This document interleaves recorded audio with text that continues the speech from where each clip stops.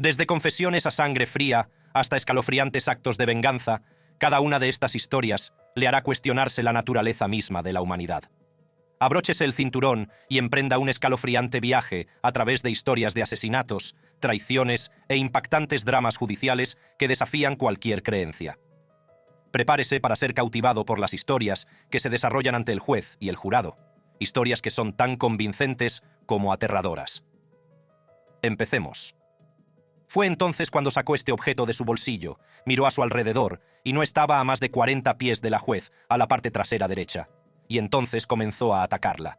La vida de David Paradiso y su eventual muerte en un tribunal pintan un sombrío cuadro de un individuo con problemas, cuyas acciones condujeron a consecuencias trágicas.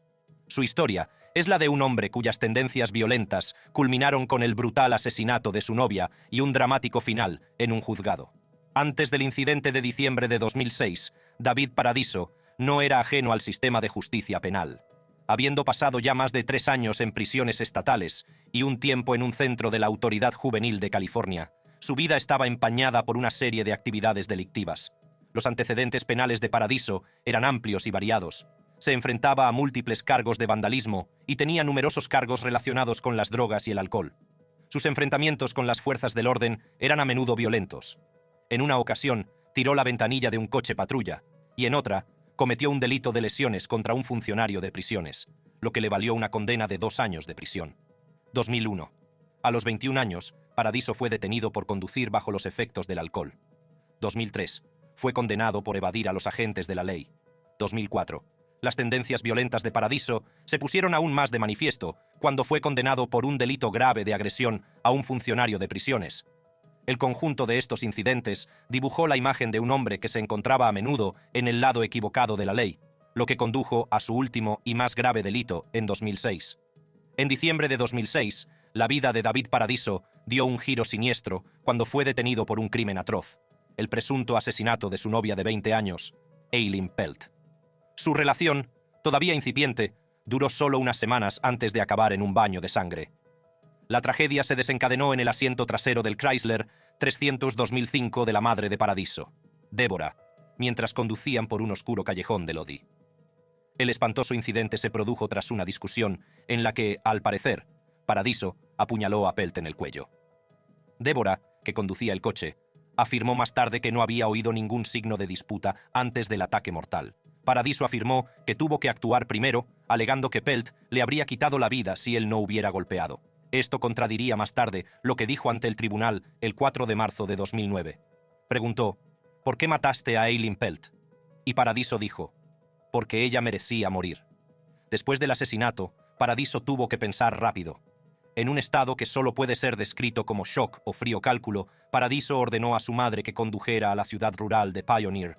Allí, arrojó el cuerpo sin vida de Pelt al borde de la carretera. Este acto de sangre fría condujo a la detención de Paradiso, acusado de asesinato, y al secuestro de su madre. No fue hasta febrero de 2009 cuando comenzó el juicio de Paradiso, pero antes, en enero de 2008, se enfrentó a cargos adicionales por tener un arma mortal en su celda de la institución vocacional de Well, y en febrero de 2009, cuando comenzó el juicio por el asesinato de Pelt, el equipo de defensa de Paradiso argumentó que no estaba en sus cabales. Su abogado, Charles Pacheco, afirmó que Paradiso estaba bajo los efectos de la metanfetamina cuando mató a Pelt. Paradiso admitió el apuñalamiento, pero alegó que se dejó llevar por la paranoia inducida por las drogas. Pero lo que ocurrió a continuación superó las expectativas de cualquiera. El 4 de marzo de 2009, la sala del tribunal de Stockton se convirtió en una escena de caos y derramamiento de sangre. La madre de Paradiso, Débora, abandonó el tribunal entre lágrimas después de que su hijo declarara escandalosamente que Pelt no merecía vivir, confesando que por eso la había matado. Esta revelación conmocionó a todos los presentes y preparó el terreno para el desastre inminente. Durante una pausa convocada por la juez Cinda Fox, algo se apoderó de Paradiso al no poder ocultar sus intenciones momentos antes de hacer algo realmente impactante. David Paradiso estaba sentado en el estrado de los testigos, y su cara y su aspecto eran de un color completamente diferente. No parecía la misma persona. Se levantó y de repente atacó a la juez Linda Fox con un palo que había hecho con el armazón de la cama de su celda. La sala del tribunal estalló cuando Paradiso la atacó con saña. En medio del caos, el detective Eric Bradley, un agente experimentado y principal investigador del caso de Paradiso, entró en acción. Sacó su arma y disparó a Paradiso, poniendo fin al violento ataque. La juez Fox solo sufrió heridas leves, pero el impacto emocional fue importante y le impidió volver al trabajo durante algún tiempo. El ataque puso de manifiesto graves fallos de seguridad en la sala de vistas. Más tarde se reveló que Paradiso tenía drogas en su organismo durante el ataque. La rápida y decisiva actuación del detective Bradley se revisó posteriormente y se consideró justificada. Su valentía no pasó desapercibida y, en 2010, el entonces gobernador, Arnold Schwarzenegger, le concedió la Medalla al Valor de la Seguridad Pública de California. Este incidente también puso de relieve otra cara de la historia. Fuera de la sala del tribunal, Debra Paradiso se quedó gritando cuando se enteró de la muerte de su hijo. Afirmó que había advertido a las autoridades 2 semanas antes de que su hijo era mentalmente inestable y posiblemente tenía un arma. Incluso el hermano de Paradiso, Aaron, opinó sobre el manejo de este caso. Dijo, estaba paranoico. Ya sabes, tenía esquizofrenia. De eso se suponía que se trataba todo el asunto. Entonces, ¿las autoridades manejaron el caso de Paradiso correctamente? Ciertamente hay preguntas al respecto. Las advertencias de Debra sobre el estado mental de su hijo y su potencial para la violencia parecen haber caído en saco roto. El hecho de que Paradiso consiguiera introducir un arma en la sala del tribunal, a pesar de estas advertencias, apunta a importantes fallos de seguridad y de atención a sus problemas de salud mental. El último acto de Slobodan Praljak en un tribunal de La Haya fue tan dramático como los acontecimientos que condujeron a su juicio. Su vida estuvo marcada por la guerra, el liderazgo y, en última instancia, un acto desesperado o valiente que conmocionó al mundo. Pero antes de hablar de eso, tendrá que conocer el contexto detrás de la historia de Slobodan Praljak. Comienza el 2 de enero de 1945 en Kapljina, una ciudad del sur de Bosnia-Herzegovina, cerca de la frontera con Croacia. Hijo de Mirko Praljak, funcionario de la seguridad del Estado en la Yugoslavia posterior a la Segunda Guerra Mundial, estaba destinado a una vida marcada tanto por la brillantez como por la controversia. En septiembre de 1991, apenas 4 meses después de iniciada la Guerra de Independencia croata, Praljak abandonó una breve carrera política para presentarse voluntario en Sunja, cerca de Sisak, en el centro de Croacia, donde dirigió operaciones de defensa. A principios de la década de 1990, se produjo la desintegración de Yugoslavia, que desencadenó una serie de conflictos brutales. Aquí es donde Praljak, inicialmente coronel del ejército croata, ascendió rápidamente gracias a su destreza estratégica.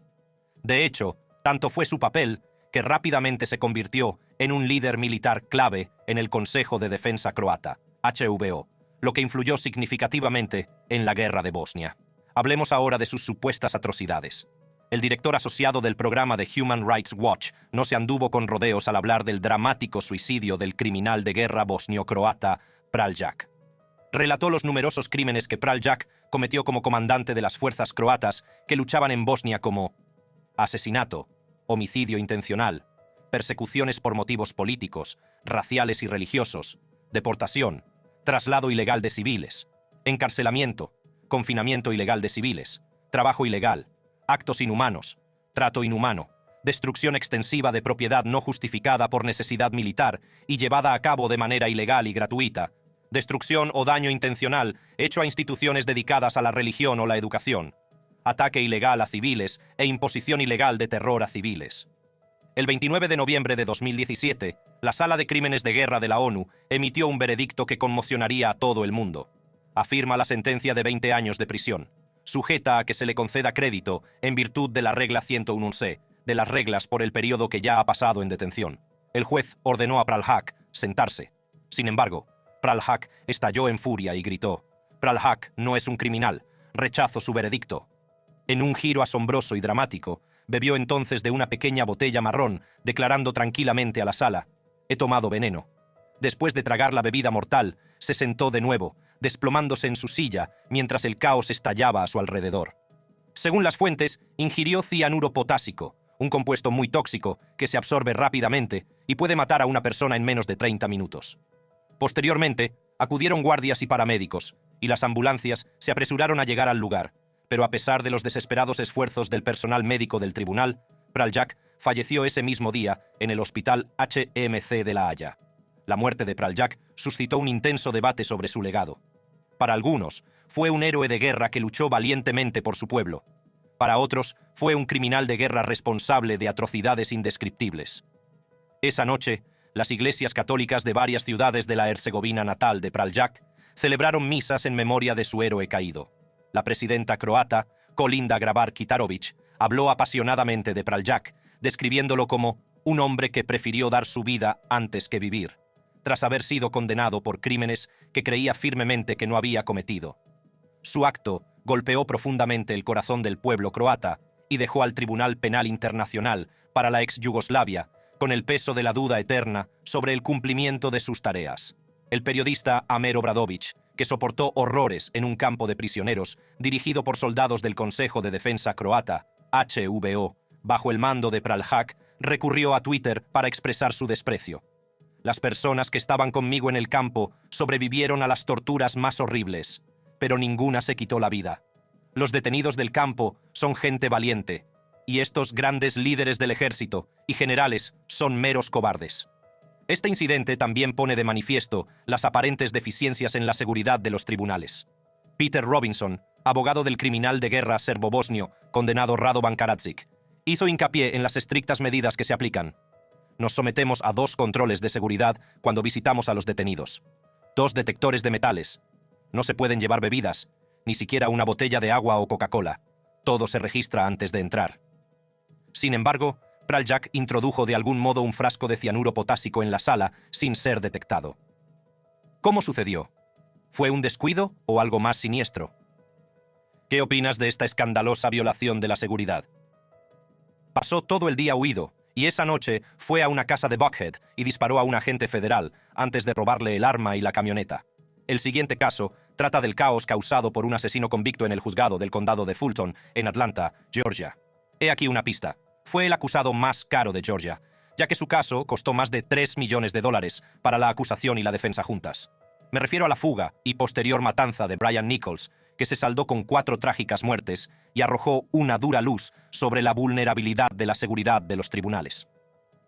Profundicemos en los detalles del violento alboroto que se erige como uno de los incidentes más impactantes y violentos de la memoria reciente de Atlanta. El caso se originó inicialmente cuando Nichols fue detenido por múltiples cargos, entre ellos violación, secuestro y agresión a una exnovia, después de que él descubriera que ella había empezado a salir con un ministro de la iglesia a la que ambos asistían. El primer juicio terminó en desorden y se anuló debido a que el jurado no se pronunció. Mientras Nichols esperaba su segundo juicio, aumentaba la preocupación entre sus amigos y familiares por la posibilidad de un intento de fuga, alimentada por las revelaciones de que ya había intentado idear un plan de fuga con un amigo. Nadie de las autoridades prestó atención a esas preocupaciones. Un grave error. La mañana del 11 de marzo de 2005, a las 8:45 horas, lo que se suponía que iba a ser una escolta rutinaria a un nuevo juicio en el juzgado, se convirtió en una pesadilla. Cuando un ayudante del sheriff le quitó las esposas, Nichols lanzó un ataque despiadado, dominándola en un forcejeo que duró unos 3 minutos. Se apoderó de su pistola de servicio Glock y la golpeó brutalmente hasta dejarla en coma. Este fue su primer intento con éxito, después de otros intentos fallidos de introducir armas blancas en la sala ocultas en sus zapatos. Tras el ataque, se vistió rápidamente de paisano y se preparó para comparecer en el juicio. Sabía exactamente lo que tenía que hacer a continuación. En los siguientes minutos críticos, Nichols se encontró con las encargadas del caso, Susan Christie y Gina Clark Thomas, y con el abogado David Ullman. Blandiendo el arma robada, les obligó a conducirle al despacho privado del juez Roland Barnes, donde arrancó las líneas telefónicas para cortar cualquier llamada de auxilio. A las 8:55 de la mañana, Nichols ya había intensificado sus actos violentos. Consiguió otra pistola de un ayudante y entró en la sala por detrás del juez. Disparó una sola vez, hiriendo mortalmente al juez Barnes en la cabeza, y luego apuntó con el arma a la periodista Julie Brandau, matándola en el acto. A continuación, Nichols descendió por las escaleras del tribunal y salió por una puerta de emergencia, activando la alarma. En Martin Luther King Jr. Drive, el horror continuó cuando Nichols disparó mortalmente en el abdomen del ayudante del sheriff Hoyt Teasley. A continuación, robó varios vehículos durante su huida, que más tarde ocupó un lugar destacado en America's Most Wanted. Las autoridades anunciaron una recompensa de $65,000 por información que condujera a la captura de Nichols. Inmediatamente después de su fuga, Nichols robó varios coches, intentando tomar rehenes, aunque estos intentos fueron infructuosos. A las 10:40 horas, intentó robar a una pareja en un apartamento, enzarzándose en una refriega con el novio antes de huir. En 5 minutos a pie, Nichols se enfrentó al agente del ICE estadounidense David Wilhelm, al que mató y del que se llevó una pistola, una placa y una camioneta Chevrolet azul, aún no estaba dispuesto a renunciar a su libertad. Nichols, ahora desesperado por encontrar un escondite, se topó con Ashley Smith hacia las 2:30 de la madrugada del 12 de marzo, cuando regresaba a su apartamento de Duluth. La forzó a punta de pistola, la ató de pies y manos y la retuvo como rehén. Smith, una viuda de 26 años que luchaba contra la drogadicción y se esforzaba por rehacer su vida para su hija de 5 años, recurrió a su fe en ese momento crítico. Leyó a Nichols pasajes de la Biblia y de un libro de autoayuda, le contó historias de su hija y tomó decisiones que acabaron alterando la trayectoria de la noche. En un giro apasionante de los acontecimientos, Smith se encontró más cerca del peligro cuando siguió a Nichols y le ayudó a ocultar el camión antes de regresar a su apartamento en su propio vehículo.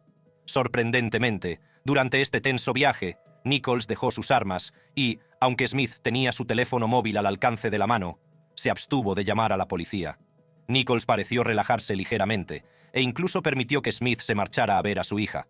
Le dio algo de dinero, insinuando que podría utilizar su apartamento como escondite durante los próximos días. Pero en el momento en que Smith quedó libre, tomó una decisión crucial que haría pivotar la oscura narración de la noche. En cuanto pudo, llamó al 911. En cuestión de minutos, la tranquilidad del complejo de apartamentos se vio interrumpida por la llegada de un equipo SWAT. Atrapado sin más opciones, Nichols se encontró acorralado. Rodeado y abrumado, se vio obligado a rendirse, poniendo fin por fin al angustioso calvario que había desencadenado.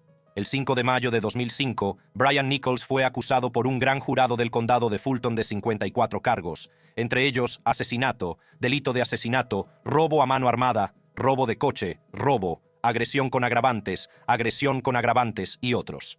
Al declararse inocente por demencia, su juicio se convirtió en el más costoso de Georgia, superando los $3 millones. En un principio, el drama judicial iba a desarrollarse en el mismo lugar en el que Nichols había cometido sus delitos. Pero la preocupación por la imparcialidad y las cuestiones financieras hicieron que se cambiara de lugar. Mientras se preparaba el juicio, Nichols fue descubierto tramando otra fuga, lo que motivó su traslado a la cárcel del condado de DeKalb, más segura, en octubre de 2006. En el juicio celebrado en Atlanta en 2008, se presentaron pruebas que desacreditaban la declaración de inestabilidad mental de Nichols, como el audio de los asesinatos y pruebas forenses que refutaban su declaración de legítima defensa en el tiroteo contra el agente especial Wilhelm. Tras 12 intensas horas de deliberaciones repartidas en 2 días, el jurado llegó a un veredicto el 7 de noviembre de 2008, condenando a Brian Nichols por los 54 cargos que se le imputaban. Por la presente condeno al señor Nichols a 20 años de cumplimiento consecutivo por los cargos 2, 3, 4, 5, 6, 7, 14, 15, 16, 17, 18, 19, 21, 22, 23, 24, 25, 26, 27 y 32. El 13 de diciembre de 2008, Nichols fue condenado a múltiples cadenas perpetuas sin posibilidad de libertad condicional. El juez James Bodiford impuso el castigo más severo posible para cada cargo, y las sentencias se ejecutarán consecutivamente. Vamos a tratarlos, Brian Nichols, tal vez mejor de lo que trataron a todos los demás. No quiero hacerlo personal, pero al mismo tiempo, si puedo salvar una vida, no confíen en el Sr. Nichols, nunca más. Aunque Nichols se libró por los pelos de la pena de muerte debido a la incapacidad del jurado de llegar a un acuerdo unánime al respecto, un requisito según la ley de Georgia, el juez Bodiford expresó su deseo de imponer penas aún más duras, declarando: «Si pudiera darle algo más, se lo daría». Nichols se encuentra ahora confinado entre los muros de la prisión estatal de diagnóstico y clasificación de Georgia, con su destino sellado por el peso de sus actos. En un tribunal federal de Utah, un acusado no fue retenido ante el jurado y ocurrió algo inesperado. El 21 de abril de 2014 salió a la luz un importante caso que implicaba a 17 personas acusadas en una acusación de 2010. Los cargos contra estos miembros de la banda Tongan Crip incluían agresión, robo, conspiración y delitos con armas. Todos los acusados fueron condenados a penas de prisión considerables, de entre 10 y 30 años. Sin embargo, el proceso dio un giro inesperado durante el juicio del último acusado, Siale Angilau, de 25 años, miembro de la banda. Sus acciones condujeron a la anulación del juicio. Siale Angilau, también conocido por su nombre callejero, C-Down, era un destacado miembro de los Tongan Crips. Angilau, según los registros judiciales, tenía un papel específico en la banda. Era famoso por tener como objetivo las tiendas 7-Eleven de Salt Lake City, donde llevó a cabo una serie de robos. Sin embargo, en 2008, las fuerzas del orden lo habían detenido y se enfrentaba a la perspectiva de una larga condena en una prisión federal. Sus actividades delictivas se habían intensificado hasta llegar a enfrentamientos violentos, como disparar al dependiente de una tienda durante uno de sus atracos y enzarzarse en un tiroteo con 2 alguaciles federales que intentaban detenerle. Angilau también fue acusado de estar implicado en una red delictiva más amplia como miembro de los Tongan Crips, lo que podría haberle hecho responsable de otros delitos violentos, como asesinatos y robos cometidos por la banda.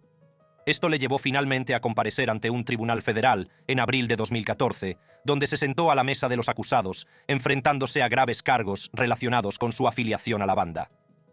En un momento crítico del juicio, Bayola Tenifa, antiguo miembro de la banda, fue llamado a declarar por la acusación.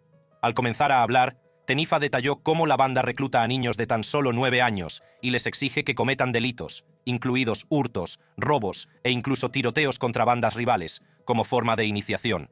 Su testimonio, que duró unos 22 minutos, se interrumpió de repente, cuando ocurrió algo totalmente inesperado. Angilau cogió de repente un bolígrafo de la mesa que tenía delante y cargó contra el testigo, Tenifa. Saltó hacia adelante, intentando golpear a Tenifa con el bolígrafo, pero falló. En respuesta, una alguacil que se encontraba en la sala sacó rápidamente su pistola y disparó 4 veces a quemarropa, hiriendo de muerte a Angilau. Una persona presente en el tribunal lo explicó todo a la perfección, como pum, pum, pum, y luego pum, pum, pum, pum. La sala del tribunal se sumió inmediatamente en el desconcierto. Los fiscales se quedaron paralizados, conmocionados, mientras el abogado de Angilau se escondía bajo un escritorio. Otro alguacil, con la mano en el arma enfundada, ordenó a todos los presentes, incluida la familia de Angilau, que permanecieran quietos en medio del caos. En la demanda por homicidio culposo, posteriormente desestimada por un tribunal federal, la familia de Angilau alegó que el alguacil que le disparó hizo un uso excesivo de la fuerza. Destacaron las amplias medidas de seguridad existentes en el tribunal, señalando la presencia de varios alguaciles y agentes judiciales armados que podrían haber sometido a Angilau sin recurrir a la fuerza letal. La familia señaló que la única arma de Angilau era un bolígrafo. Además, sostienen que los 3 últimos disparos se efectuaron contra la espalda de Angilau cuando éste ya había caído al suelo. ¿Qué opinas? ¿Podría el US Marshal haber manejado la situación de otra manera? Ahora bien, el caso que voy a exponer suscitará ira, dada la audacia del delincuente implicado y la naturaleza despiadada de los actos cometidos. Llamadas desesperadas al 911 desde una escuela sitiada. Escuela secundaria Chardon. Tuvimos disparos, armas disparadas, múltiples disparos. Escuela secundaria Chardon. Necesitamos a la policía aquí. Hay alguien en el edificio con un arma. El 27 de febrero de 2012, Chardon High School en Ohio se convirtió en el trágico escenario de un tiroteo masivo ejecutado por Thomas Michael T.J. Lane III, un exalumno de 17 años. Aquella mañana, Lane, que llevaba una sudadera con la palabra asesino impresa en negrita en la parte delantera, entró en la cafetería del instituto armado con una pistola del calibre 22 y empezó a disparar indiscriminadamente contra un grupo de estudiantes. Este devastador ataque se saldó con la muerte de 3 estudiantes, Daniel Parmertor, Russell King Jr. y Demetrius Hewlin, e hirió a otros 3, uno de ellos con parálisis permanente.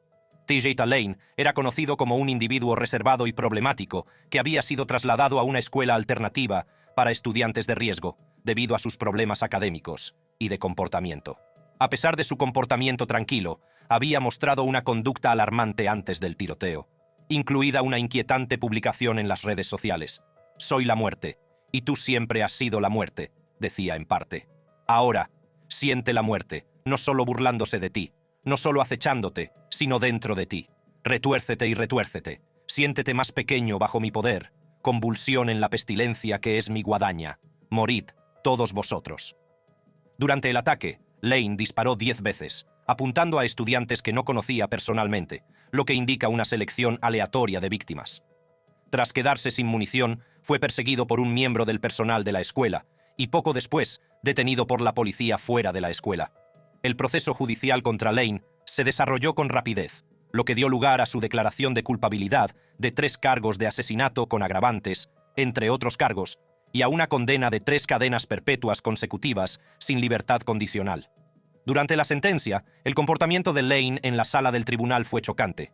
Llevaba una camiseta con la palabra asesino escrita en ella e hizo una declaración muy ofensiva hacia las familias de las víctimas. Dijo: «Esta mano que apretó el gatillo que mató a vuestros hijos Ahora se masturba con el recuerdo. Que os jodan a todos. La madre de la víctima de 16 años, Danielle Parmertor, se enfrentó a su asesino, tachándolo de vil cobarde y patética excusa de ser humano. Dina Parmertor deseó al autor una muerte lenta y agonizante. Compartió la angustiosa carga del asesinato de su hijo, revelando que había infligido dolor no solo emocional, sino físico a su familia, manifestándose en pesadillas y enfermedades físicas. Cuando dijo, a partir de ahora, solo será un asesino, la sonrisa de Lane se ensanchó grotescamente. Una de las madres de la víctima dijo, Nick es muy amable y cariñoso. ¿Por qué querrías hacerle daño? No conoces la bondad. Eres malvada. Tendré que perdonarte eventualmente, de lo contrario me perseguirás. Nunca jamás estarás en mis pensamientos después de esto. Nunca. Mi familia seguirá adelante, no tú. Tras la condena, TJ fue encarcelado en el correccional de Allen, donde su comportamiento siguió siendo problemático, con actos de vandalismo e incumplimiento de las normas. Su audacia se extendió a la fuga de la prisión el 11 de septiembre de 2014, con otros 2 reclusos, lo que provocó un cierre inmediato de Chardon High School hasta su recaptura menos de 24 horas después. Hoy, T.J. Lane permanece entre rejas en la penitenciaría estatal de Ohio, donde está destinado a pasar el resto de su vida. El siguiente caso que voy a compartir con ustedes es el de Klaus Grabowski, un preocupante ejemplo de cuando un individuo se toma la justicia por su mano. Este escenario explora las consecuencias éticas y legales de tales acciones, subrayando la compleja interacción entre la venganza personal y la ley social. En la bruma de la madrugada del 5 de mayo de 1980, las calles de Lübeck, Alemania, fueron testigos silenciosos de una tragedia. La joven Anna Backmayer, recién salida de una fuerte discusión con su madre, Marianne Backmayer, decidió faltar a clase para estar con su amiga. Poco podía imaginar que su camino se cruzaría con el de Klaus Grabowski, un vecino disfrazado de normalidad, pero que alberga un pasado siniestro. Grabowski, un carnicero de 35 años, conocido por la comunidad y por las fuerzas del orden por todas las razones equivocadas, atrajo a Anna a su apartamento con el inocente señuelo de jugar con gatos. Lo que le esperaba distaba mucho de ser inocente. Entre aquellas paredes, Anna se convirtió en prisionera. Grabowski la agredió sexualmente y finalmente la estranguló con las medias de su prometida. Su cuerpo, escondido en una anodina caja de cartón, fue abandonado fríamente cerca de un canal, un acto que pronto desvelaría una escalofriante historia. Grabowski no era un desconocido para las fuerzas del orden. Su historial delictivo era escalofriante. Ya había sido condenado por el estrangulamiento de un niño de corta edad y estaba implicado en la agresión sexual de otros 2 menores.